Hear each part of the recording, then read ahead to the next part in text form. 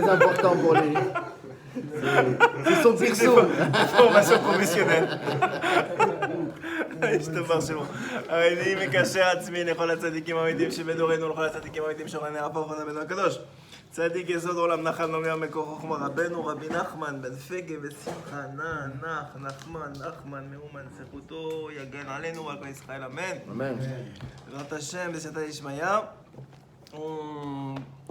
On continue notre shiur de Givat Shmuel sur le conte du Chacham et du Tam, Bezrat Hashem.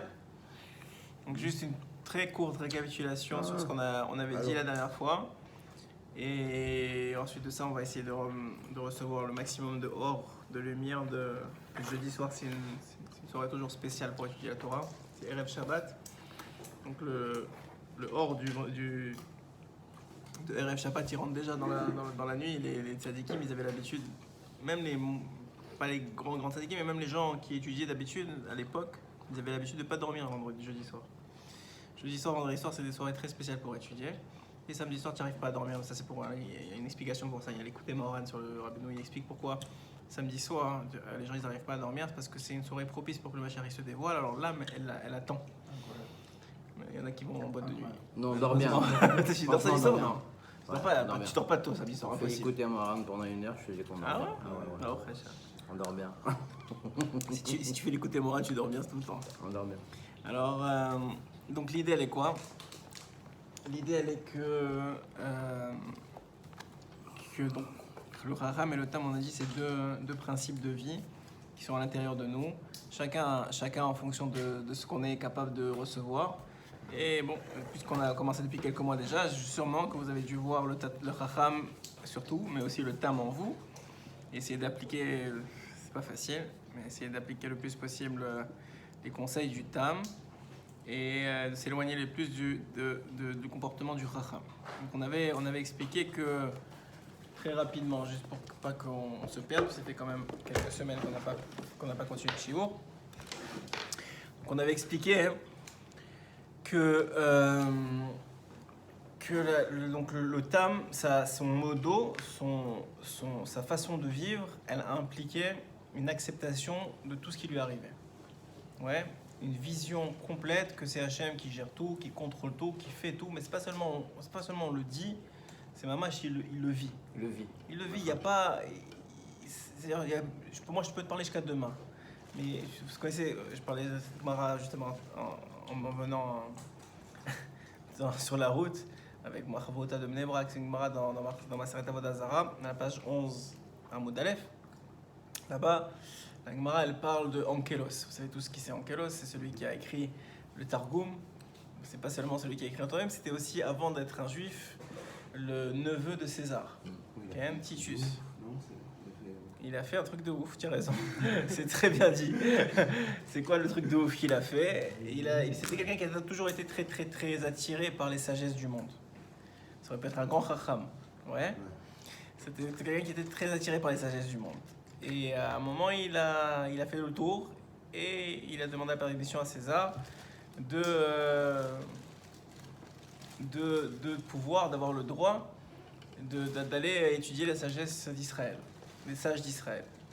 Donc il s'est présenté à la yeshiva et à la yeshiva de Rabbi Eliezer Bar Kanos. Et à la yeshiva de Rabbi Eliezer, il a fait comme s'il était juif, il n'a rien dit, il s'est assis dans un coin, il a dit je connais pas la Lefbet, il a pris la Lefbet, je connais pas la Mishnah, il a pris la Mishnah, je connais pas la Agora, on lui a appris à la Torah orale. Et c'est devenu, il a très vite compris, parce qu'il était très intelligent, que c'était la vérité. Comme quoi dans la vie, des fois on voit nos enfants et on s'accroche sur des bêtises. Vraiment, hein, moi le premier, mais ça veut dire on s'accroche sur des bêtises dans le sens que on a l'impression que c'est ça la finalité. Comme s'il fait pas ça, ou s'il dit pas ça, ou s'il prie pas comme ça, alors ça y est, c'est la fin du monde. Mais c'est pas comme ça que ça marche. Il faut s'assurer que la personne en face de toi, l'enfant en particulier, il ait une matara, il ait un but, c'est de rechercher la vérité, de s'attacher à la vérité. C'est global, ça n'a rien à voir avec les détails en vérité. Nous on s'accroche sur les détails parce que les Tzerara, il veut que tu perdes ta vie. Mais ça n'a rien à voir, ça a à voir avec quelle avira, quelle direction tu lui donnes. C'est pas grave s'il prie pas, c'est pas grave s'il fait pas ça. Même je le dis non, c'est-à-dire c'est pas la fin du monde. L'essentiel c'est quoi leur matara, c'est quoi qu'ils ont compris qui est vrai Et c'est quoi qu'ils ont senti que c'est ça la vérité. Si c'est ça la vérité, alors si c'est pas aujourd'hui, ce sera demain, ce sera après-demain, mais il va finir par tomber dessus.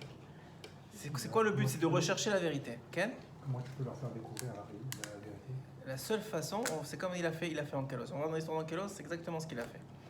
Onkelos, c'était un vort que tout le monde utilise, c'est un très très grand vort connu, que tout le monde pose la question parce que la Gemara, elle n'est pas compréhensible a priori. C'est quoi la Gemara? La Gemara dans Avodah Zarah, elle dit là-bas que Onkelos, il a commencé à étudier, il est resté. Au bout de quelques mois, César, il demande après lui. On lui dit, il est resté là-bas, il est resté à Yeshiva, il a une barbe, des péotes, il est devenu juif. Tu quoi?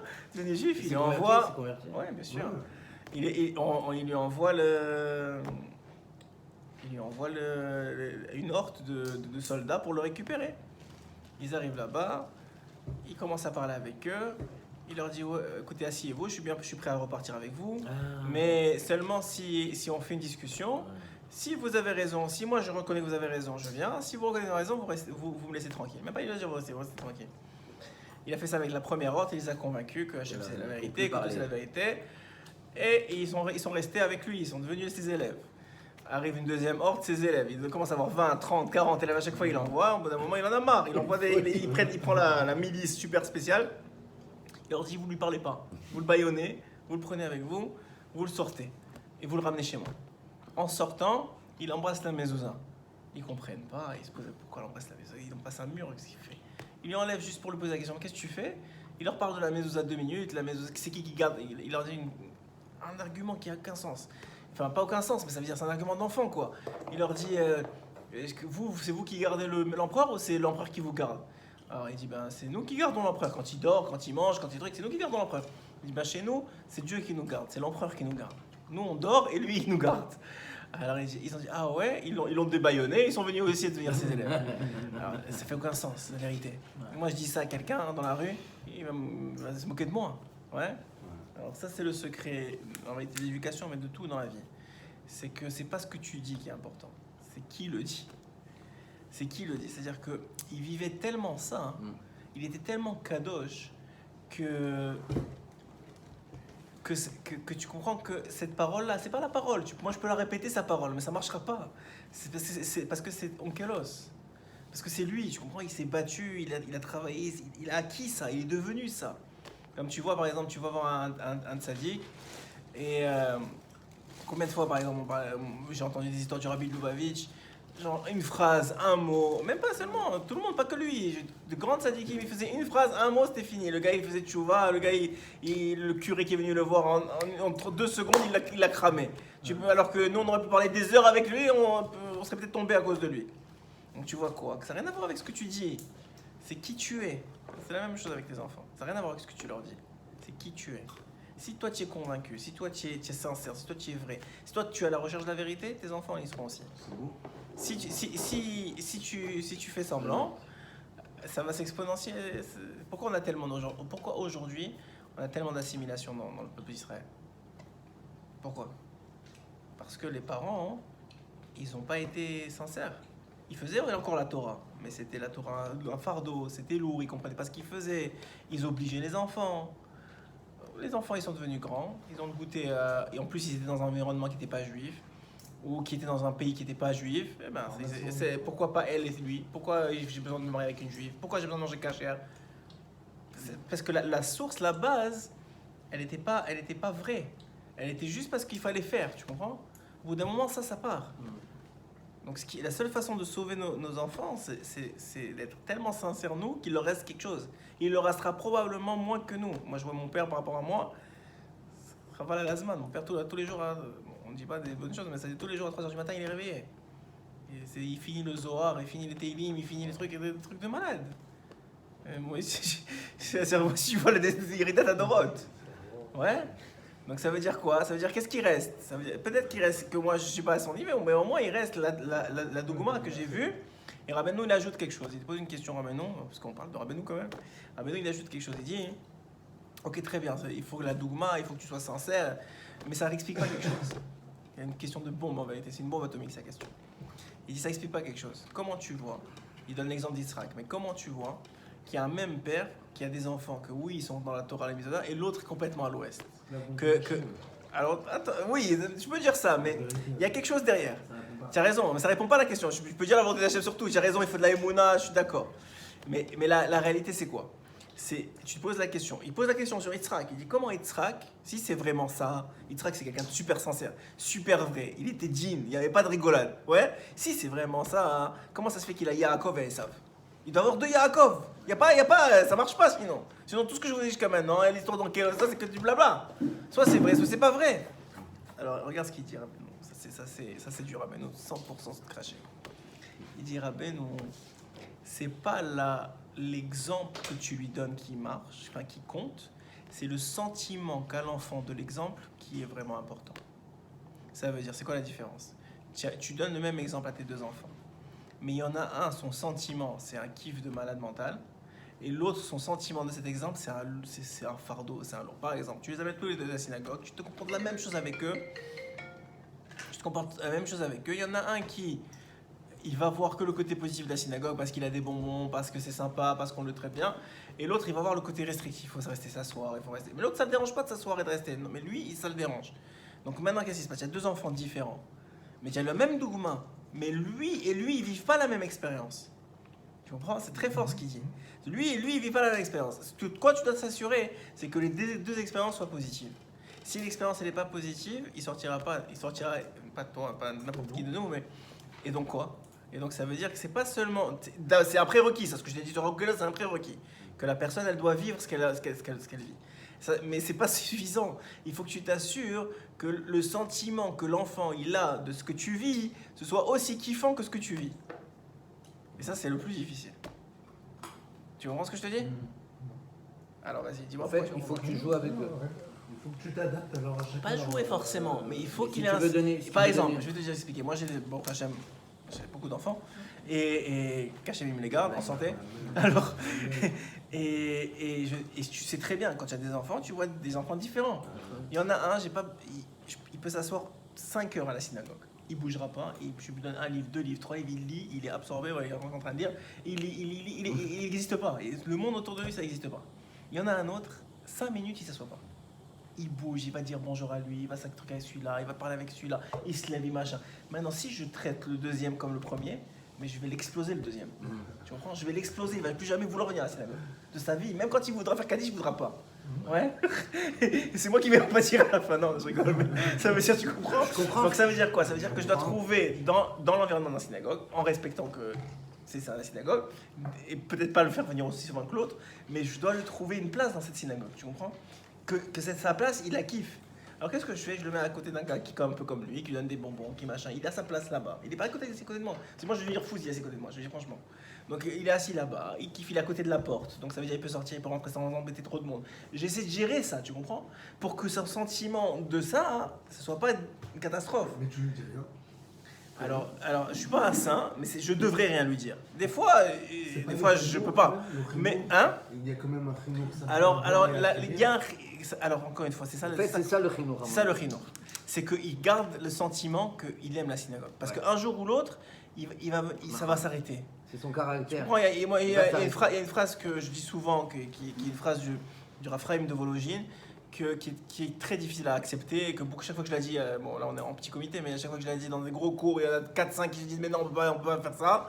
Mais Raphaïm de Vologine, un jour, il donnait un shiur chez lui, tous les samedis après-midi, il donnait un shiur chez lui. Et le Raphaïm de Vologine, il donnait shiur. Un jour, il avait un enfant un peu turbulent comme ça, et il vient au shiur, il saute sur la table, il saute sur la table. Lui, il dit rien, il continue shiur. Au bout d'un moment, un des élèves, il n'arrive pas à se concentrer. Il dit, mais je comprends pas, Godara, votre fils, il arrête pas de sauter, peut-être vous pouvez le bouger, ou changer de table, ou quelque chose, quoi, dites-lui. Alors, il dit qu'est-ce qu'il lui répond? Il dit, est-ce que tu penses que sous la choupa, il va faire ça? Alors, il dit, non. Il dit, alors, j'ai pas de temps à perdre avec des remontrances. Ça veut dire, ce que tu penses qu'il va rester sous la choupa, bats-toi. Tout le reste, mais c'est très dur, hein, je dis pas que c'est facile. Mais je vous donne des adrachot, des façons de... Moi, je suis complètement d'accord avec ça, que tu saches. Je suis ouais, vraiment complètement d'accord. Moi, je suis d'accord très avec ça. content de ça, que tu es d'accord avec moi. Moi, je suis d'accord avec ça. Le seul problème, c'est qu'il y a des gens, ou peut-être toi, comme tu dis, tu n'acceptes pas. Ouais.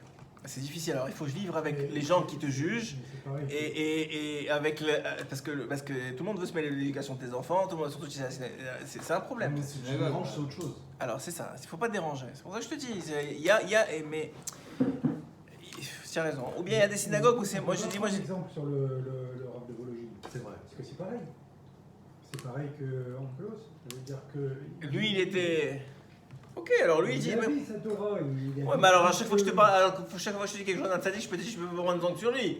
Parce que lui il vivait ce truc et moi je te fais juste te rapporter ce qu'il a dit. Je suis d'accord, mais ça veut dire à un moment, c'est un exemple. Ça doit être un Ça, idéal. ça doit être exactement. Voilà, moi je vous donne pas.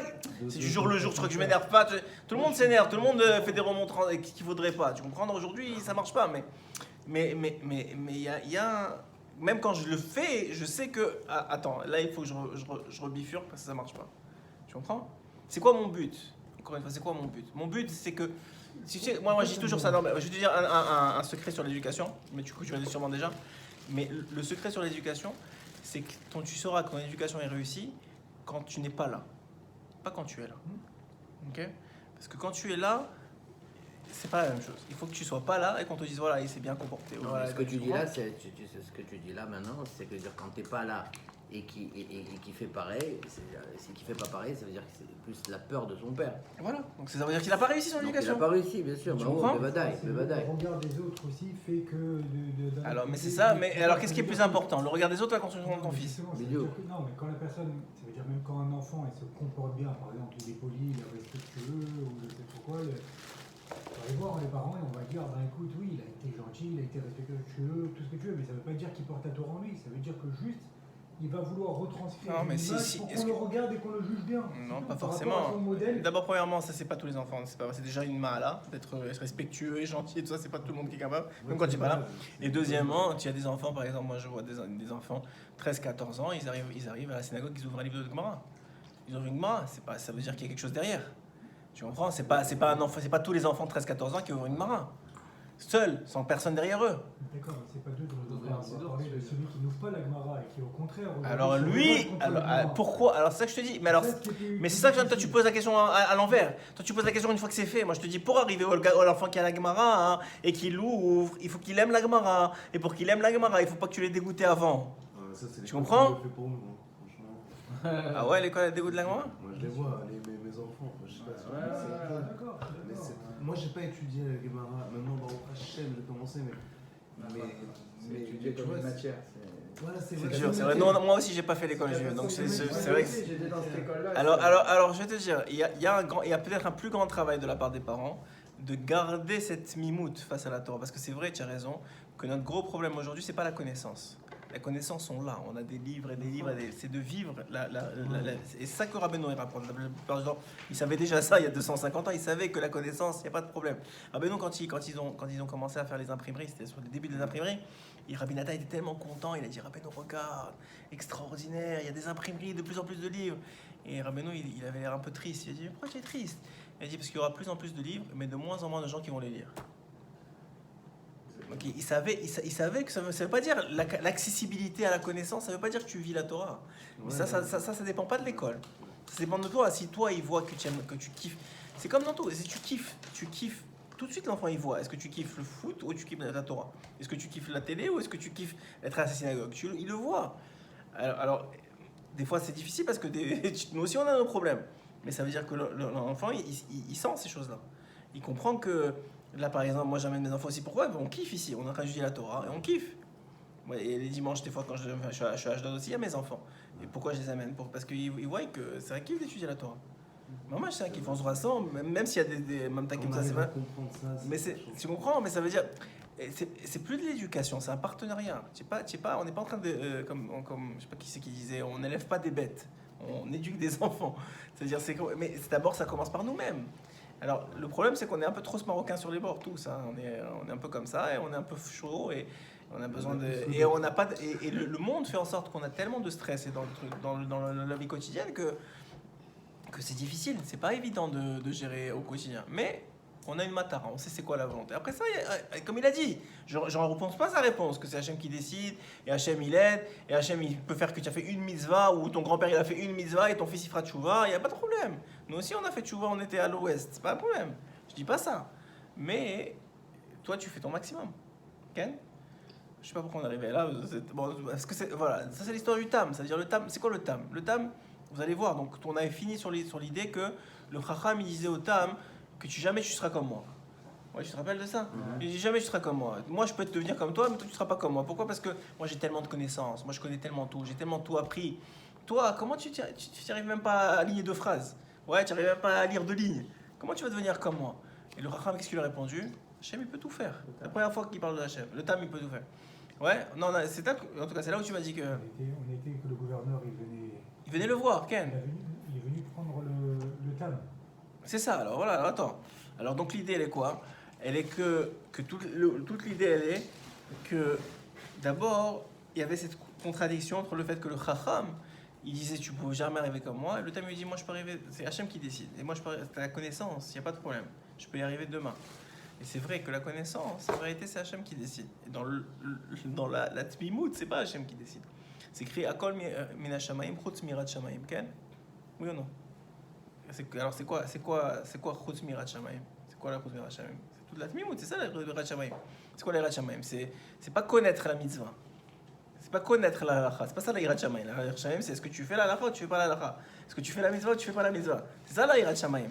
Donc c'est pas dans la connaissance que y a pas Hachem, entre guillemets, c'est-à-dire que c'est pas décidé par Hachem, c'est dans l'action. C'est là où ça commence à débuter.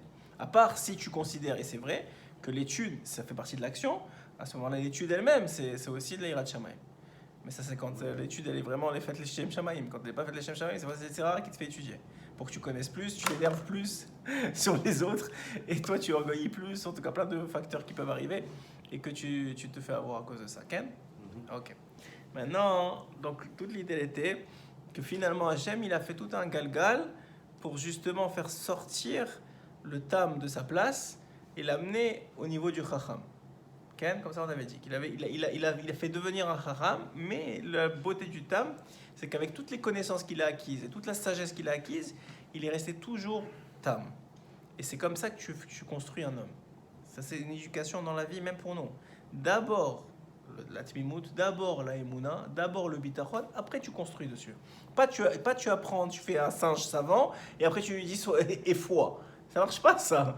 Tu lui dis genre, vas-y, connais tout, et après il faut avoir la foi. Non, d'abord tu as la foi, d'abord tu as du bitachon, d'abord tu sais que tout vient d'Hachem. Maintenant que tu sais ça, allez, maintenant tu peux commencer à construire, à nasser, exactement. Et d'abord on fait, ensuite on comprend. C'est tout le sort du sort de comprendre. Comme il dit Rabbeinu, que tu as le droit d'aller voir un médecin, mais seulement si tu fais pidyon nefesh. Ouais, c'est quoi pidyon nefesh? C'est d'avoir mis de la pièce à Tzedaka. Hein? On a un tzaddik qui fait la pidyon nefesh ou pas? Le Rav Kening, il fait pidyon nefesh. Tu peux le faire toi-même aussi. Ouais, tu peux le faire sur. On a Tzedaka au livre de Rabbeinu, derrière il y a un truc. Ça, tu envoies directement. Non, mais j'imagine que sa question c'était un tzaddik vivant. Il y a des tzaddik vivants qui font pidyon nefesh. Je sais que Rav Kening il fait. Ravarouche. Je sais que Rav Kening il fait, je sais sûrement que le Rav il fait, mais je sais que Rav Tu Kening. donnes une pièce que tu- Pidyon nefesh, c'est-à-dire. Pidyon nefesh, c'est le rachat de ton Le âme. rachat de ton. Alors, qu'est-ce qui se passe quand Rabbeinu il dit quand tu es malade, j'aime pas toi, mais quand quelqu'un il est malade, c'est pas parce qu'il a attrapé une bactérie, c'est parce que sa neshama, son âme, elle est affaiblie quelque part. Il y a un problème dans son âme. Donc qu'est-ce qui se passe? Maintenant le médecin, qu'est-ce qu'il va faire quand il va te sculpter? Il va voir quoi? Il va voir que le symptôme. Il va voir la pointe de l'iceberg en vérité. Donc qu'est-ce qu'il va traiter? La pointe de l'iceberg. Ouais, même si la pointe de l'iceberg c'est quelque chose qu'il a compris qui était la source, ok? Mais c'est la pointe de l'iceberg. Ok? C'est quand quelqu'un il a mal à une dent, le gars lui enlève le nerf, d'accord, mais c'est quoi la source de ce problème? Tu comprends? Donc qu'est-ce qui se passe ici? Rabbeinu dit si tu n'as pas fait pidyon nefesh, maintenant tu vas voir le médecin et tu te mets tout entier dans le médecin. Genre, tu donnes au médecin le pouvoir de te guérir. Alors qu'est-ce qui se passe? Le médecin il guérit. Alors tu as l'impression, tu dis tu as des antibiotiques, tout va bien. Parce que pourquoi? Tu avais une infection, le truc est d'accord. Mais le problème, il dit Rabbeinu, si tu n'as pas fait pidyon nefesh, alors comme le médecin il n'a pas conscience de la source, et la source elle n'est pas réglée, alors c'est juste que ça va s'exprimer autrement. Donc finalement tu auras réglé un problème que tu crois parce que tout de suite les symptômes ils ont disparu, mais en vérité tu auras un autre problème plus tard. Ok? Donc qu'est-ce qui se passe? Mais le pidyon nefesh. Alors c'est quoi le pidyon nefesh? Oui, tu fais alors. Non, pas forcément. Alors comme il a dit dans les coupottes de comment il s'appelle bah ici, je pense qu'il y en a ici aussi, hein.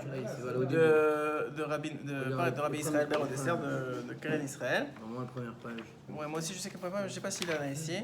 là-bas, il y a un texte à lire, comme quoi tu dis C'est un que... vrai texte, c'est genre Mesouda. C'est quoi? C'est Sipurim Maasiyot? Tu l'as dedans, tu l'as. Je crois que Je le vois pas. juste Hachem, tout est en toi, donne-moi la... C'est une façon de dire ça, mais c'est une façon un peu plus technique de dire ça. Non, il est pas là. Mais Je l'ai, C'est un type de Ségoula. c'est pas une ségoula, c'est regarde-le si tu l'as ici. Il a. Si là, on va le lire, peut-être que c'est mieux que tu le lises. Voilà, il est là. Alors tu dis comme ça. Merci. Très cher. Voilà, Hadak. Non. Maot, Il y a trois donc pièces, là, dans là, la main. on va pas, c'est bien, on est un peu dans tous les sujets, mais c'est magnifique. Maot, c'est toujours comme ça de toute façon. Maot, nous ça dure 3 ans, mais pas pour les mêmes raisons. C'est pas du Lioun, c'est du débordement, nous, c'est des trucs sortis de route. Même ça, c'est Hachem. C'est du hors-piste. Même ça, c'est Les gens Hachem ils rentrent de qui plus dit en plus, nous sortent de plus en plus. Maot. Ayekum Asher Beraglehem. Donc, bon, donc, là, donc il dit l'argent. Ouais, c'est-à-dire ce qui les fait tenir sur leurs jambes. Tzedek ikraeu le raglo, tzedek malchuta kadisha. Donc il y a tout la justice et la justice, tout un texte qui fait tout le Inyan, c'est de rappeler que tout vient d'Hachem, que c'est lui qui guérit, que c'est lui qui fait, que c'est lui qui adoucit, tous les jugements, etc. Ok. Alors, et il y a un Inyan de rappeler les 42 lettres du nom d'Hachem, c'est un peu kabbalistique avec différents noms de Dieu, un qui vaut 21, un qui vaut 42, etc. Mais le plus important, c'est Yeratzom Ilefanecha, que soit ta volonté. Ouais, Shiom Teko Adinim, pourquoi il a une maladie? Parce qu'il y a un dîn. Il y a un dîn qui est sur son effet, sur son âme. Un dîn, c'est une rigueur. Donc, que la rigueur, elle soit adoucie. Vakvurot, Akashot Meral, donc ça peut être sur soi-même ou sur quelqu'un d'autre. Allez, des Pélé à Lyon, grâce au fait que c'est quelque chose un miracle, parce qu'une guérison, une vraie guérison, pas une guérison qui te donne un médicament et tu guéris simplement, c'est différent. La guérison de la source, le shoresh. Ouais. Donc, si la source maintenant, elle est guérie, ça c'est un miracle. Chez Uchasadim Gdolim, c'est un chesed gadol, Rachamim Gmurim, qui est une bonté complète. Upshutim chez Enbota Ovet Din Klal, et qui a plus, et Pidion Huam Takatadinim, tu donnes l'argent, tu dis voilà, ça c'est le rachat de mon âme. Et le rachat de mon âme, c'est en vérité la façon que tu donnes, en fait, tu donnes de l'argent au tzaddik pour qu'il récupère tes fautes. Okay. Mais comme lui, il a de quoi payer, donc lui, il va pas être tombé malade, il est déjà plus là pour Rabbeinu, mais ça veut dire, même si tu lui donnais un tzaddik vivant, c'était même par Rabbeinu, il a commencé sa vivant. Donc en fait, ce qu'il fait, il rachète tes fautes. Donc maintenant, quand il rachète tes fautes, les anges ils viennent pour demander à être payés, parce que c'est comme ça que ça marche. Une faute, elle crée un ange accusateur. L'ange accusateur, il va vers Hachem, il dit Hachem, j'ai besoin de manger, j'ai besoin de boire, j'ai besoin de vivre, maintenant il faut me payer. Alors, soit Hachem, il est Rahman, il dit attends un peu, je te donne en attendant, je te donne à manger, mais laisse-le tranquille parce qu'il ne peut pas payer. Soit, encore mieux, tu es capable de payer, mais Chas V'Shalom, ça t'enlève des choses, de l'argent, de ce que tu veux. Soit, les tzadikim, ils sont là aussi pour payer pour toi. C'est parce qu'eux, ils ont des coffres. Ouais, Baruch Hashem. Donc qu'est-ce qui se passe? Le tzadik, donc il rachète en avant. Il accepte de l'argent, pas pour lui. Il accepte de l'argent pour qu'il y ait une transaction. Par l'argent, lui, il récupère tes fautes. Donc il récupère la faute qui est source de ta maladie. Ouais. Donc quand il récupère la faute qui est source de ta maladie, toi, tu n'as plus de maladie. La source de la maladie, elle n'est plus là. Donc c'est ça le principe. Qui a écart refoua les pigeon tafka. Parce qu'il dira, ben non, l'essentiel de la refoua, c'est grâce au pigeon. Maintenant, une fois que tu as fait le pigeon, il rappelle le verset qui dit que le médecin il a le droit de guérir parce qu'Hachem il a dit de guérir. On rappelle. Ouais. Et donc, une fois que tu as fait le pigeon, tu as montré à Hachem, regarde, moi je vais voir le médecin parce que c'est toi c'est le derrière de la teva et moi je suis pas digne, je suis pas un tzaddik tu vas lui faire un miracle. Je ne demande pas de miracle. Mais, en tout cas pas de miracle dévoilé. Mais je sais que c'est toi qui guéris. Et tu as donné au tzaddik la capacité de racheter mes fautes. Voilà, je fais ça. Maintenant, je vais chez le médecin et qu'il guérisse complètement. Okay, c'est comme ça le principe du pidyon nefesh. Il faut le faire pour n'importe qui qu'on connaît qui est malade. Hein, Dafka. Les gens, ils ont pas ce réflexe. Moi, je le fais des fois hein, quand j'entends quelqu'un qui est malade. Okay, la première chose qu'il faut faire, c'est ça. Je fais le nom. Avant les Teilim, c'est ça qu'il faut faire. C'est ce que je fais. Mais alors, il faut donner un rap qui soit d'accord. Bien sûr. C'est pas tous les rabbins qui sont d'accord. Hein? Bien sûr. Il y en a qui. Et on va le prendre. Rabbeinu, tu peux faire ça. Non, Rabbeinu, tu peux dire. Ça, c'est bon, l'argent. Alors c'est ça, tu donnes l'argent à la fatsa. C'est comme ça qu'ils ont fait. Et je sais pas quel est leur mécor. La fatsa, ça veut dire le fait que la Torah de Rabbeinu elle soit diffusée, les imprimeries, les livres, etc.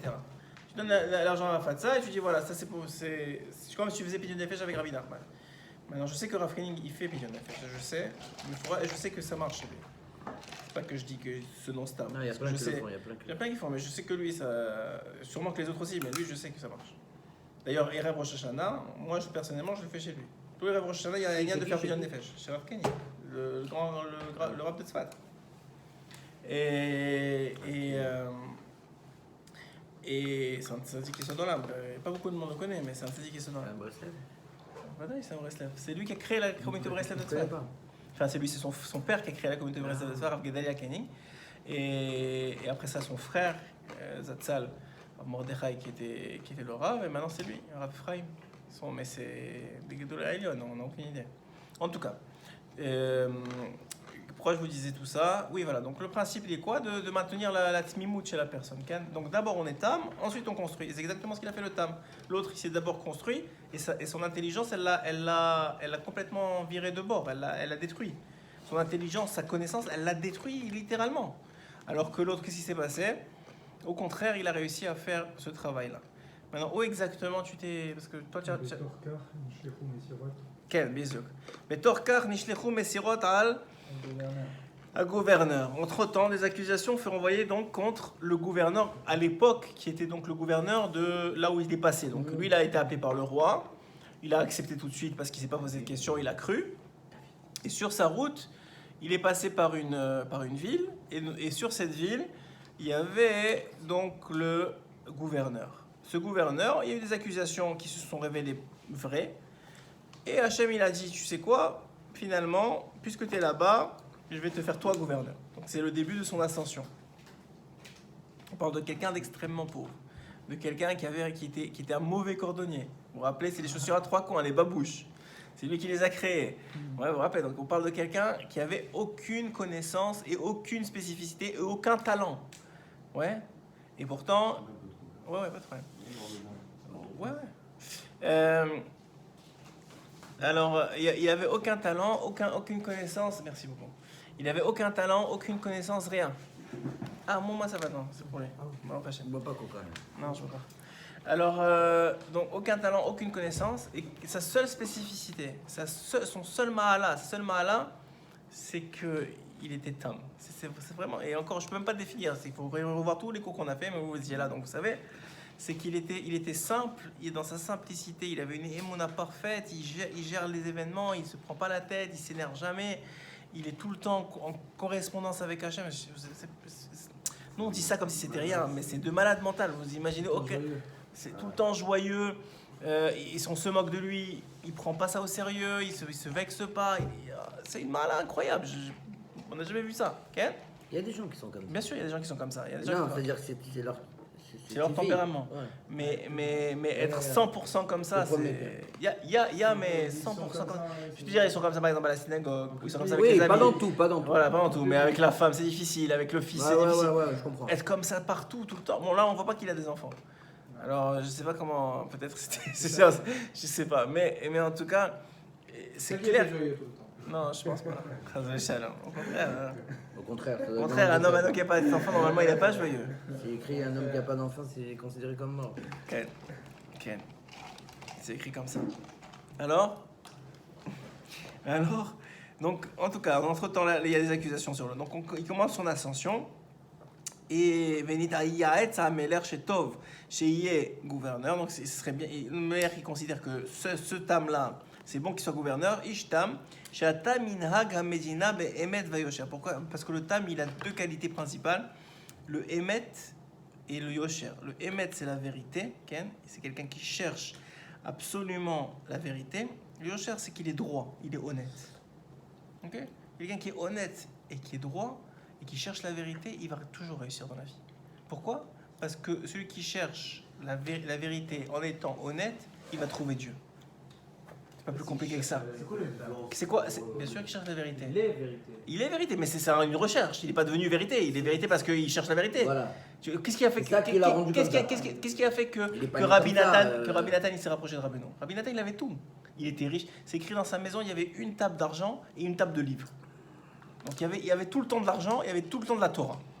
Donc son père, il était multimilliardaire. Il avait peut-être pas multimilliardaire, mais non, son père, c'était un businessman. il avait plein de magasins, et son beau-père, c'était un tzaddik. Même Rabbeinu, il a dit que son beau-père, c'était un tzaddik. C'était un tzaddik. Ouais, et même s'il était contre les racismes, ça, il a dit, ton beau-père, c'est un tzaddik. Ça veut dire qu'il était vrai, dans la vérité, dans le Emet. C'était un rave de 27 villes. Le Rabbi Nathan devait devenir son successeur. Mais Rabbeinu qui dit de lui, c'est un tzaddik alors qu'il était contre Mais Rabbi lui. Nathan, il dit sur lui. C'est sûr. fort. Bah ouais, mais Rabbeinu, il voit les Neshamot. Oui. Mais Rabbi Nathan, il dit sur son beau-père qu'avant de connaître Rabbeinu, et avant de connaître Rabbeinu, il pensait que son beau-père, il était au niveau de Moshe Rabbeinu. Il comprenait pas comment il pouvait être. Comment il pouvait pas de différence, tu comprends? Tellement il voyait la grandeur de son beau-père et sa droiture et sa connaissance en Torah. Rabbi Nathan, c'était un Talmid Chacham Matsum. La seule chose qui l'a sauvé, c'est qu'il était triste. Il était triste tout le temps. Parce qu'il était pas ouais, Rabbi Nathan était pas complet. Il se disait mais qu'est-ce que je fais ici? Ok, je connais toute la Torah, mais je vis pas, j'arrive pas à prier. Même quand je prie pas vraiment, je suis pas connecté. Même quand j'étudie, je sens pas que mon étude elle me change. Pourquoi? Parce qu'il était vrai, tu comprends? C'était ça qui l'a sauvé. C'est qu'il est passé chez Rabbi Levi Yitzhak de Berdichov, il est passé chez plein de monde. Il est passé d'un endroit à l'autre. Un jour, et comment à un moment, ils étaient à la yeshiva, ils ont fait une agrala.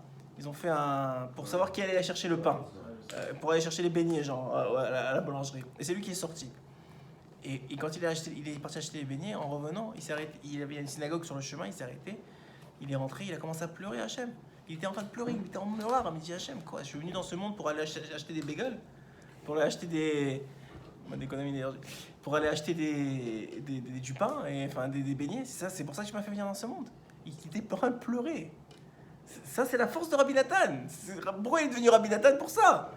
Parce qu'il était à la recherche d'une vérité. Il pouvait pas vivre. Alors quand il a vu que il avait un Chavruta, ce Chavruta c'était le pitre de la yeshiva.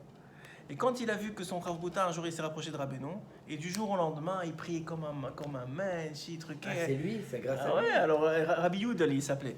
Alors il lui a dit mais qu'est-ce qui t'arrive? C'était celui qui rigolait tout le temps, qui faisait des vannes sur tout le monde, des trucs, et là maintenant tu es dans l'étude, t'arrêtes pas, tu étudies, tu pries, qu'est-ce qui t'arrive? Il dit il y a un tzaddik dans ce monde. Il dit c'est qui? Il lui dit c'est Rabbi Nachman, il va le voir. Et c'est comme ça qu'il s'est rapproché. Il a entendu parler de lui, il est venu un jour. Il a dit la première fois qu'il l'a vu, c'était un vendredi, il est arrivé. Vendredi soir, il a fait Kiddush avec Rabbi Nachman. Il a fait Kiddush, il tremblait. Jamais il a senti ça. Rien Kiddush, il a rien fait d'autre. Il n'a pas écouté encore une Torah. Rien Kiddush, il a vu qu'il. Hein? À quel âge on sait à quel âge? Ouais, lui. Il est Hein? plus âgé que Rabbi Nachman, non? Il n'était pas plus âgé, non. Il n'était pas plus âgé. Mais lui, il avait 20 et Rabbi Nachman 27, si je ne me trompe pas. Imagine les Il avait âges. 7 ans de différence, si je ne me trompe pas. Mais Ça fait longtemps que j'ai lu la biographie de Rabbi Nathan, il faudrait que je la relise d'ailleurs, elle est incroyable. Elle existe dans toutes les langues, c'est Rav Kremer qui a fait ça. Non, Rav Kremer, il a fait une biographie, il a regroupé Raïm Ranat et tout ça, et qui s'appelle Par le feu et par l'eau. Elle est hyper facile à lire, elle est incroyable. C'est tellement bien écrit. Par le feu et par l'eau, c'est écrit Ba'esh ou Ba'mayim. C'est écrit dans toutes les langues, il est incroyablement bien. D'abord, Rav Kremer, c'est un Talmid Chacham Matsum dans Breslev, je ne sais pas celui qui connaît un peu ses livres. Mais il a des commentaires sur l'écoute Moharan extraordinaires. Il rapporte, tu vois, comme à chaque fois qu'il y a une Gemara, il rapporte la source de la Gemara, qu'est-ce qui est écrit là-bas. À chaque fois qu'il y a un Teilim, pourquoi il a ramené ce Teilim. Incroyable. Une étude vraiment comme si tu. Beyoun, quoi. Incroyable. Vraiment très très bien. En tout cas, il a écrit plusieurs livres, dont la biographie de Rabbi Nathan. Et là-bas, il rapporte donc toute l'histoire. Et pourquoi je disais ça? J'ai perdu le fil. Parce qu'il est parti faire un kidouche, il tremblait. ouais. Voilà. Alors, au Kiddush, il tremblait déjà. Il a dit, mais c'est pas possible. C'est-à-dire, il a senti plus de rapprochement avec Dieu au Kiddush de Rabbi Nachman qu'aux heures d'études à Yeshiva. Alors, il a dit, c'est bon, ça veut dire tout ce que je connais jusqu'à maintenant, ça vaut rien. Pourtant, il connaissait la connaissance, il l'avait, mais il n'avait pas le émet, il n'avait pas la vie de la connaissance. Parce que ce qui est le plus dur à avoir, c'est pas la connaissance. Bon, il y a des gens que malheureusement, lui, ils veulent ni l'un ni l'autre, mais on va dire quelqu'un qui recherche. La connaissance, tu ouvres un livre, tu apprends. Tu peux être un grand Talmid Chacham, c'est-à-dire tu répètes, on a fait des études, on est devenu quelque chose. Ce que tu disais avec comme Kélos. Ouais, exactement, ça revient exactement à ça. Donc là, le Henyan, il est quoi? Non, c'est Est-ce qu'il y a eu ce rapprochement avec le contraire? entre Rabbi Nachman et Rabbi Nathan. Rabbi Nathan, il s'est rapproché de Rabbi Nachman, il s'est collé à lui. Mais Est-ce Rabbi que Nachman, il savait, il a dit je te connais. Avant qu'il le connaisse, le soir, je ne sais pas raconter toute l'histoire, mais je peux vous raconter toute l'histoire. Quand il est rentré là-bas et qu'il pleurait, il s'est endormi. Il s'est endormi dans la synagogue là-bas où il pleurait. Il s'est endormi. Et là, il a vu il a fait un rêve comme Yaakov d'une échelle. Il montait sur l'échelle, il n'arrêtait pas de tomber, il montait, tombait. Et là, il y a quelqu'un qui vient et qui lui donne la main et qui le fait monter. Il lui dit maintenant, vas-y, monte, tu peux monter. Et il le fait monter. C'était Rabbi Nachman. Et quand il l'a vu, il a reconnu Rabbi Nachman dans son rêve. Alors lui, il a été très. Rabbi Nachman, quand il lui a dit, tu sais qu'on se connaît depuis très longtemps. C'est-à-dire, ton âme et mon âme, elles sont connectées. C'est pas Stam. C'est comme le Raphaël Rital et le Harizal. Le Harizal a dit à Raphaël Rital, je suis venu que pour toi. Le Harizal, il dit ça, je suis venu que pour toi. Dans tout ce monde, je suis venu que pour toi. Pourquoi? Parce que moi, je vais pas donner aux autres. C'est toi qui vas donner aux autres. Et d'ailleurs, Rabbeinu, il a dit de Rabbi Nathan, il a dit, s'il n'y avait pas Rabbi Nathan, vous ne connaissez, pas une page de moi vous auriez. Ouais. Donc ça veut dire que c'est sans Rabbi Nathan. Il n'y a pas de Rabbeinu. D'ailleurs, tous ceux qui savent un peu étudier Rabbeinu, ils ont que des références soit de Rabbi Nathan, soit de Avraham Rahman, qui sont des élèves de Rabbi Nathan, parce que c'est ça la lignée. Et même Rav Kening, c'est une lignée directe. Ça veut dire Rav Gedalia, c'est un élève de Rav Rahman, dont le père était l'élève de Rabbi Nathan. C'est des gens qui descendent de Rabbi Nathan, tu comprends? C'est ça le vrai Breslev. C'est que Rabbi Nathan. Tous les autres, c'était des grands Talmidei Chachamim. Il y avait le Rabbi Shimon, son Shamash, il y avait Rabbi Naftali, mais Rabbi Nachman, il a dit depuis le début, il n'y a que lui qui va me comprendre. Vous pouvez apprendre, pour vous, ça va vous aider, mais vous ne transmettrez pas. Il n'y a que lui qui transmettra. Rabbi Nathan, mais Rabbi Nathan, sa grandeur, c'était quoi? C'était pas le plus intelligent. Hein. Il y avait des rabbanim, des élèves de Rabbeinu, qui étaient des gens de 70-80 ans. Qui étaient déjà des rabbanim de plein de villes qui ont tout laissé tomber pour venir chez Rabbeinu. Donc tu parles pas de Rabbi Nathan, d'un jeune qui avait même pas 20 ans. Mais ça n'a rien à voir. Ça, c'est des gens qui leur a fait leur petit coup, il les a aidés, etc. Mais Rabbi Nathan, c'est lui le neshama qui transmet, c'est lui le or. C'est lui la lumière, l'écoute à la chot. Celui qui vit un peu l'écoute à la chot, il devient fou. Il devient fou de la profondeur, de la beauté de ce qui est écrit dedans. Et donc tout ça pour dire quoi? Que là encore, tu vois que c'est pour nous, c'est-à-dire c'est une éducation pour nous et pour nos enfants, pour des gens proches de nous. C'est pas grave qu'est-ce que tu connais ou qu'est-ce que tu connais pas. C'est même pas grave qu'est-ce que tu fais ou qu'est-ce que tu fais pas. Rabbi Nathan, il vient d'une maison qui était contre les chassidim. Son beau-père, c'est l'un des plus grands contre chassides qui existent. Pourquoi? Parce que il a voulu se rapprocher un jour et il a vu qu'il a entendu des mauvaises paroles, que celui-là il se bat avec celui-là et que celui-là il critique celui-là. Et il a dit tout ça c'est de la ch'touillotte, c'est que des bêtises. Il a fait un kherem sur tous les chassides. Ouais, il s'est battu toute sa vie. C'était comme ça à l'époque. Je sais pas si c'était comme ça. Il a vu aussi des gens qui buvaient le matin, des trucs Bon, c'est des élèves, tu comprends? C'est normal, ça. Non, je sais pas ça. Aujourd'hui, c'est normal. Ça, c'est normal, c'est normal. Il se réveille à la boucha. T'imagines, pour un niveau comme Moshe Rabbeinu, ça veut dire quelqu'un qui est très très ancré dans la Torah, qui est très comme ça, il voit des choses comme ça, il dit quoi? C'est ça la Torah que vous voulez leur apprendre? Alors il a tout laissé tomber, il a tout envoyé. C'est d'autres, ça a la force de ramener les plus loin. Voilà, ça, il a pas compris ça. Et voilà. C'est pas grave, bien sûr que tu as raison, 100%. Quand tu vois des gens avec ces Si tu connais toutes les... Moi j'ai une histoire magnifique. Tu connais l'histoire de... Attends, il faut que je fasse une seconde. Il faut juste que je me rappelle une histoire là. Et que quand tu sais qu'il y a un mitnaged comme ça, un dur comme ça de la ville de Rabbi Nathan. Un jour il est venu voir Rabbi Nathan, il lui a dit ouais, vous parlez de Rabbi Nachman.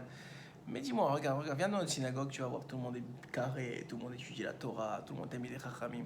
Moi, je viens dans ta synagogue, celui-là, il triche, celui-là, il ment, celui-là, il vole. Regarde celui-là, tout le monde sait que c'est un voleur. Alors, Rabbi Nathan, il le regarde, il dit, tu vois, celui-là qui est un voleur, là, tu le vois, tu le connais, c'est un voleur. Il dit, s'il était dans ta synagogue, ce serait un tueur, pas un voleur.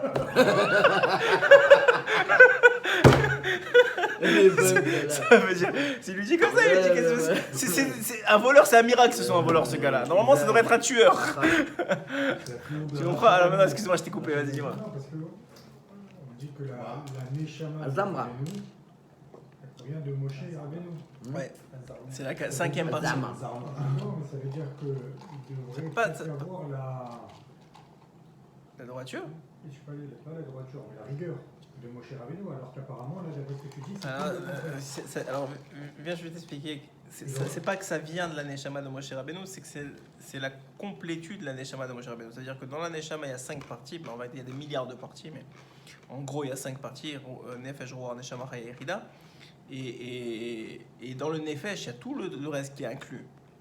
Mais après ça s'étend comme ça. Je sais pas comment ça marche exactement, mais ça veut dire c'est très complexe. Mais c'est comme ça que ça devrait marcher maintenant. Maintenant, Rabbeinu, c'est la Yechida de la Neshama. Ok, donc ça veut, et Moshe Rabbeinu, c'est le Nefesh. Mais dans le Nefesh, il y a tout. Mais Excuse-moi, c'est la Yechida. Moshe Rabbeinu, c'est la rigueur. Mais c'est pas vraiment. Alors, Moshe Rabbeinu, il a Allô défendu en Israël, mais il a raison aussi.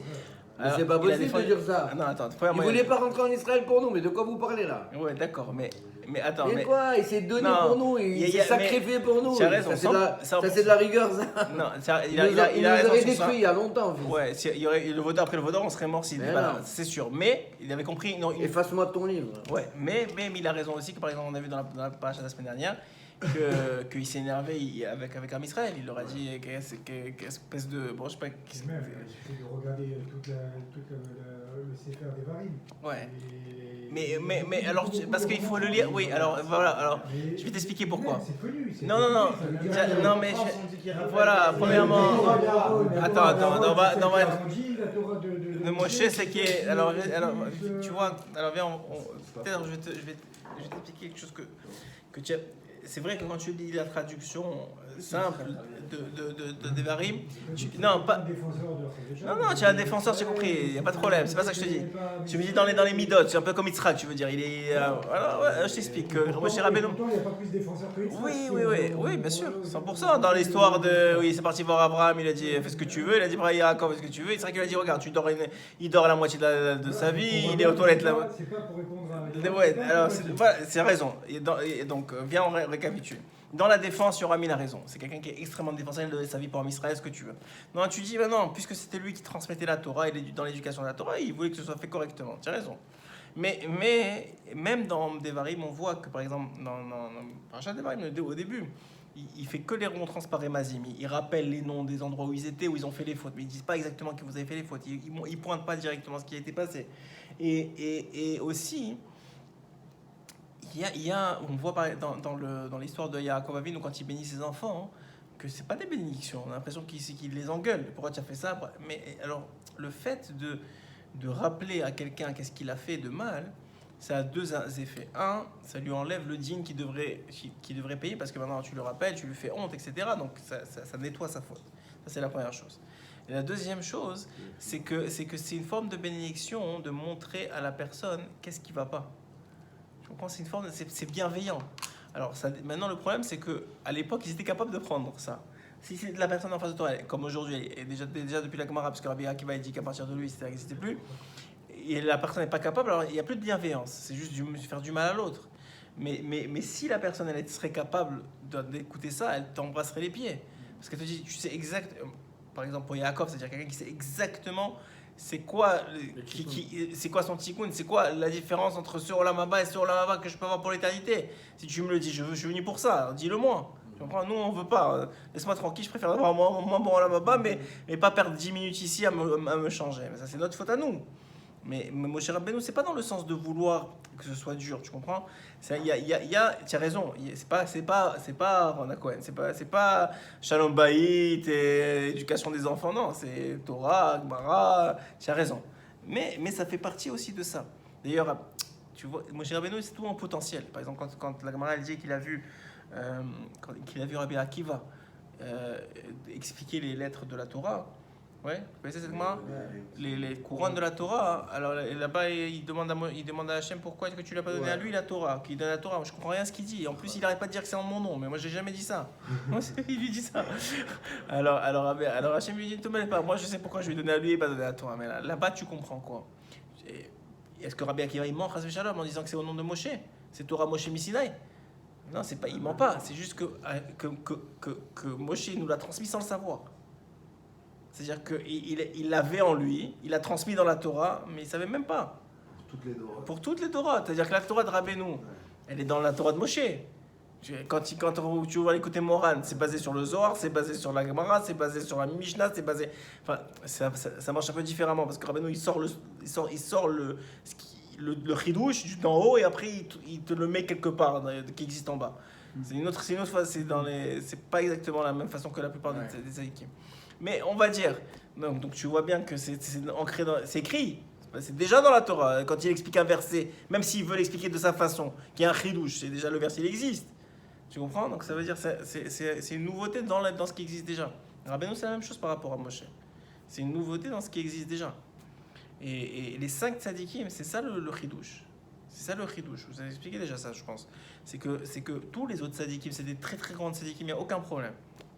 Mais leur limite, je n'ai pas envie de dire une chose pareille, mais leur limite, c'est qu'ils sont là pour... comment on va expliquer ça? Par exemple, de Moshe Rabbeinu, c'est-à-dire de la Torah écrite et orale jusqu'au Zohar, jusqu'à Rabbi Shimon, tous ceux qui sont venus, Rabbi Akiva, Rabbi Meir, Rabbi Tarfon, Rabbi Yehuda Hanassi, tout ça, c'est des tzadikim énormes, mais ils sont venus, Mefaresh, expliquer, donner à chacun la capacité de recevoir, d'acquérir la connaissance et la vie de la Torah de Moshe. Maintenant, Rabbi Shimon, quand il a sorti le Zohar, il n'a pas fait ça. Il est venu Mechadesh. Il a comme ouvert une nouvelle porte dans la Torah de Moshe, qui n'était pas ouverte, elle était fermée. C'est pas qu'il est venu expliquer ce qui a été donné, non, il est venu ouvrir quelque chose d'autre. Le Zohar, c'est quelque chose qui n'a jamais existé. C'est pour ça que dans la Gemara, quand ils sont venus à Yavne, et il y avait, tous ils étaient rassemblés, ils ont dit, ça y est, la Torah, la génération à Amchet, elle est partie. La Torah, elle est partie, c'est fini, ça va finir là. Ouais, et qui c'est qui s'est levé? Rabbi Shimon, il a dit non. Pizarro, là-bas, le verset qui rappelle son nom, il dit non, grâce à moi, enfin grâce au fils de Yochai, la Torah ne sera pas oubliée. Mais qu'est-ce que tu me racontes? La Torah est... Non, parce que le Zohar, il vient donner la capacité à cette génération qui arrive après Rabbi Shimon de tenir bon jusqu'à la prochaine étape. Tu comprends? Donc c'est quoi la prochaine étape? C'était le Harizal avec la Kabbalah. La Kabbalah, elle est venue tenir bon la génération jusqu'à la prochaine étape. La prochaine étape, c'était quoi? Le Baal Shem Tov, la Chassidoute. Donc, il a ouvert une nouvelle porte, la Chassidoute, parce que maintenant, on ne pouvait plus tenir bon. S'il y avait pas... Ça veut dire qu'à chaque fois, le chidouche de ces saints tzadikim-là, c'est qu'ils n'étaient pas là, c'est vrai que la Torah serait oubliée. C'est vrai qu'il n'y aurait plus dans Israël. Bon, Hachem, il a fait que ça marche comme ça. Mais tu comprends que c'est sans ça, ça ne marche pas. Voilà, exactement. Donc sans ça, ça ne marche pas. Donc Rabbeinu, il est venu, il a dit maintenant jusqu'à ma chair, c'est moi.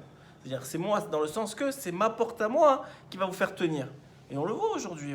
Les gens... ça méchaillé, ta métier, ça réveille le mort. Pourtant, c'est quoi? C'est pas des... Enfin, si, c'est des grands tridouchim, c'est des trucs qu'on comprend pas nous-mêmes, mais ça veut dire on partage des histoires, des trucs, des machins. Pourquoi?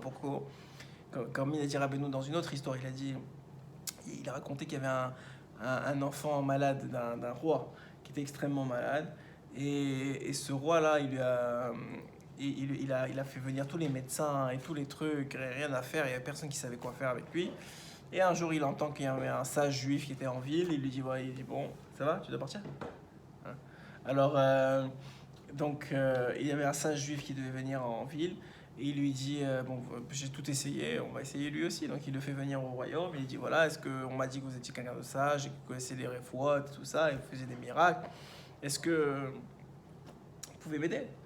Alors il lui dit oui, qu'est-ce que vous voulez? Moi, mon fils il est malade, je vous paye ce que vous voulez, guérissez-le. Il va voir le fils, il ausculte, il lui parle, etc. Il revient voir le roi, il lui dit très bien, moi j'ai besoin de ça, ça, ça. C'est des pierres précieuses et des trucs très très très chers, donc ça va vous coûter énormément d'argent. Il dit pas de problème, la moitié de mon royaume c'est pour mon fils, c'est mon seul enfant, je veux le guérir. Il dit très bien, la seule chose c'est que non seulement c'est cher, mais j'ai besoin de quantités astronomiques, j'ai besoin de kilos et de kilos de ça. Alors il lui dit, ok, je comprends pour les ingrédients, mais pourquoi des kilos? Déjà que ça coûte cher, pourquoi tu veux me faire acheter des kilos? Il dit, parce que non seulement ton fils il est malade, mais il sait pas qu'il est malade, et il veut pas prendre de médicaments. Donc qu'est-ce qu'on va faire? On va le doucher avec le médicament. Et à un moment, il n'en pourra plus. C'est comme des enfants qui ne veulent pas se faire. Tu sais, si tu veux pas les doucher, ils pleurent. Ils vont s'étouffer. Et à un moment, ils ouvrent la bouche et ils avalent de l'eau. Hein. Il dit la même chose. À un moment, il va ouvrir la bouche, il va avaler quelques gouttes, ça va le guérir. Il dit, Rabbi Nachman, ça c'est ma Torah. Je vais en répandre dans le monde entier. Et les gens, à un moment, ils ne voudront pas. Non, et les nagdim, les trucs, ils vont jeter mes vivres à la poubelle. Mais à un moment, il y a une goutte qui va passer. Et voilà, ça va suffire pour guérir. Et Mamashkacha.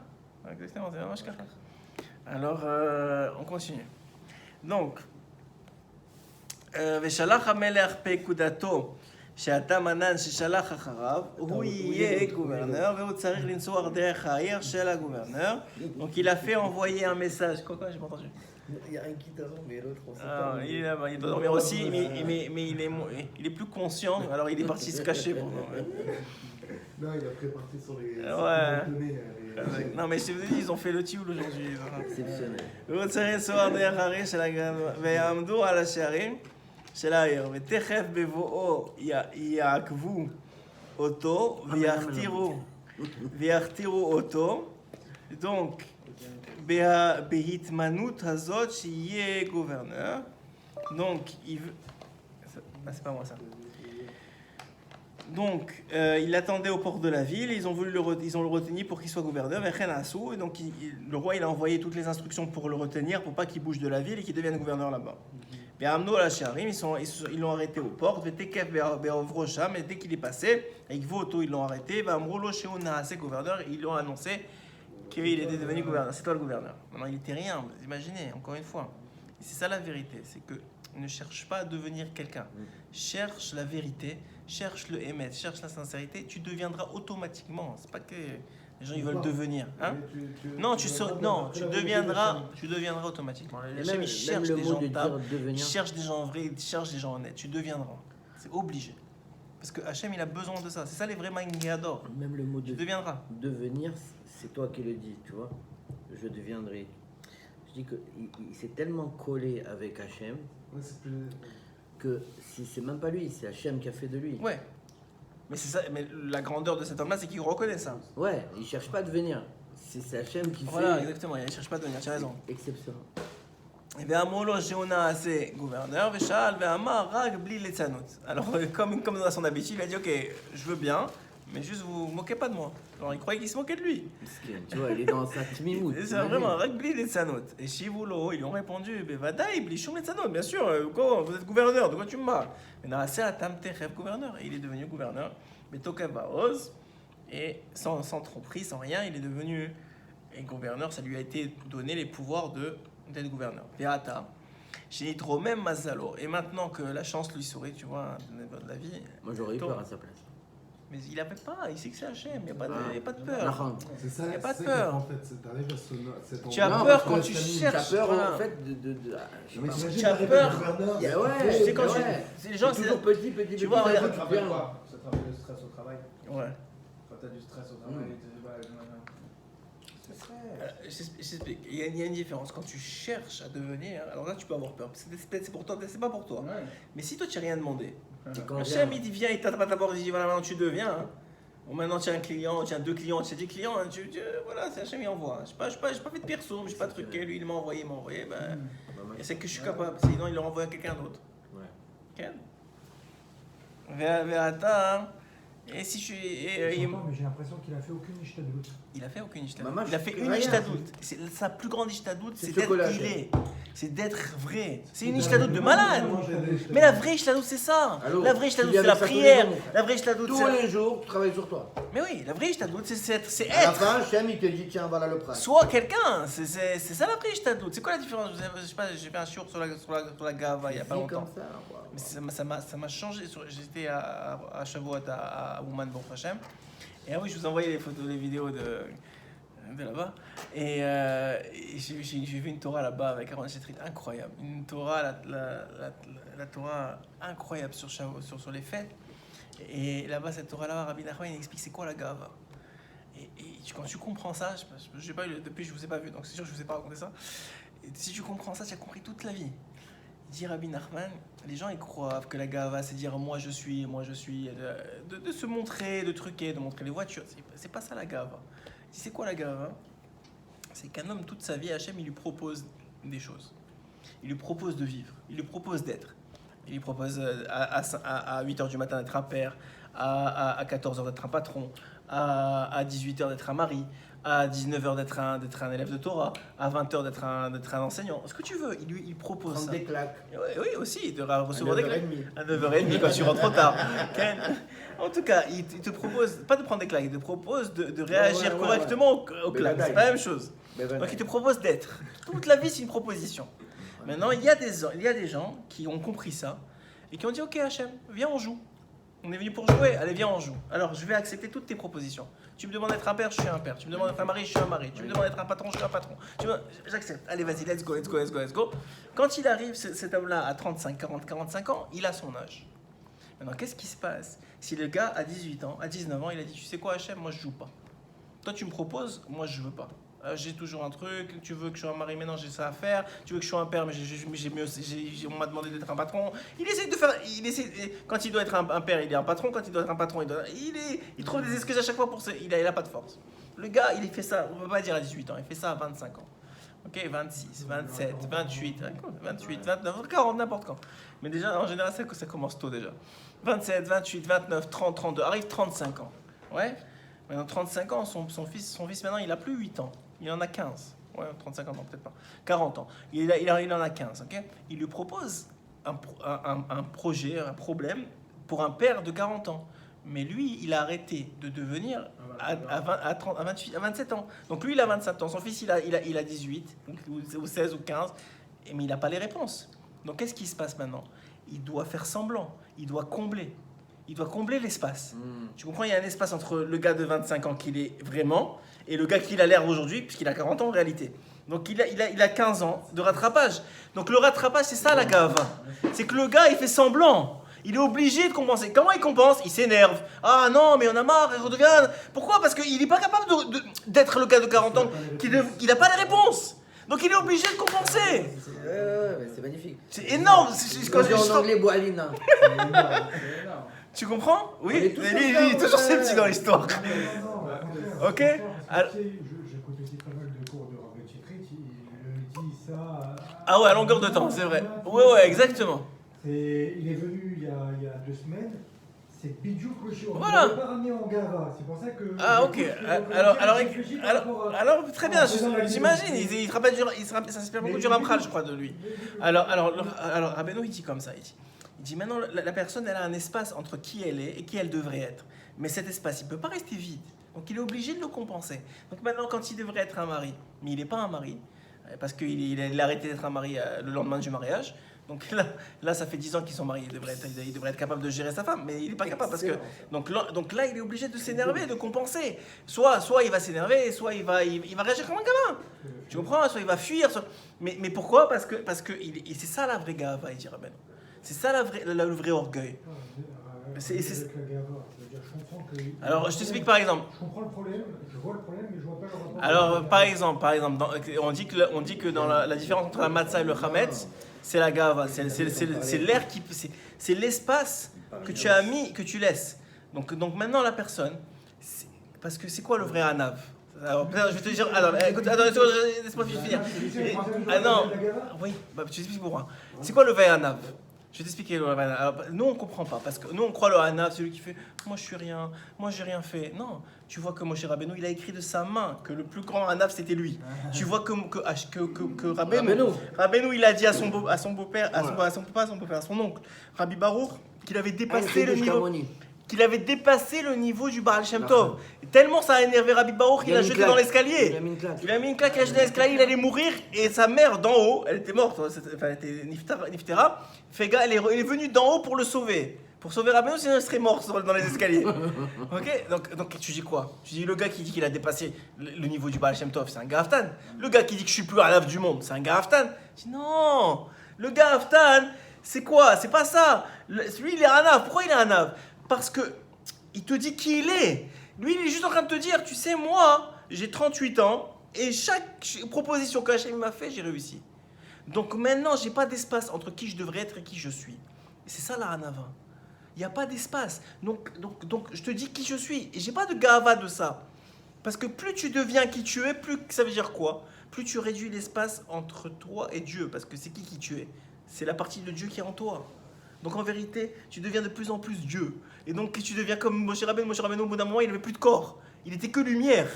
C'est quoi l'histoire qu'il était que lumière? C'est que ça transparaissait de lui. Parce qu'il n'y avait plus de corps. Pourquoi il n'avait plus de corps? Parce que c'est fini. La matérialité, elle est terminée chez lui. Il a tellement... Quand Rabbeinu, à la fin de sa vie, il a dit, mon corps, il ne me supporte plus. C'est pas moi qui supporte mon corps, c'est mon corps qui me supporte plus. Je double tellement de niveaux de spirituel que mon corps, il peut plus tenir. Il vomissait du sang. Il dit, mon corps, il n'y arrive plus, donc je suis obligé de laisser mon corps. Donc ça veut dire quoi? Ça veut dire que quelqu'un qui est grand, on s'en fout qu'il soit grand. S'il est grand, mais qu'il devrait devenir 10 fois plus grand, il sera Gaaftan. Même s'il est très grand. Mais s'il est grand, il est petit, mais c'est son niveau, ce que Hachem lui a dit de faire, ce que Hachem lui a proposé, il a fait, et ils ne seront jamais petits ces gens-là. Mais on va dire, il n'y a pas de problème, il peut dire la vérité. Tu comprends? Et quand quelqu'un parle, et il dira, ben non, encore plus que ça. Il dit quelqu'un qui est grand et qui fait semblant d'être petit, c'est un très grand Gaaftan. Parce qu'il fait. Pourquoi qu'est-ce qu'il y a? Ça veut dire tu crois que c'est toi, tu crois que c'est quelque chose. Ben c'est ça. Tu crois que maintenant, ouais, tu as dormi, tu as étudié la nuit, alors ma chion, à quoi? Hachem, il t'a réveillé, tu as fait ce que tu devais faire. Tu comprends? Tu as une neshama, Hachem, il t'a donné la neshama. Maintenant, tu dois l'exprimer, c'est tout. On est venu pour ça. De quoi tu te fais des films? Ouais? Donc c'est ça. Donc là, le tam. Il y a une clé. Donc tout ça, c'est la réponse à ce que tu as dit. Le tam, sa plus grande ishtadlout, c'est d'être lui-même. C'est énorme d'être soi-même. D'être un mari quand on te demande d'être un mari, d'être un père quand on te demande d'être un père, d'être un patron quand on te demande d'être un patron, c'est énorme. C'est énorme, c'est ça le plus dur.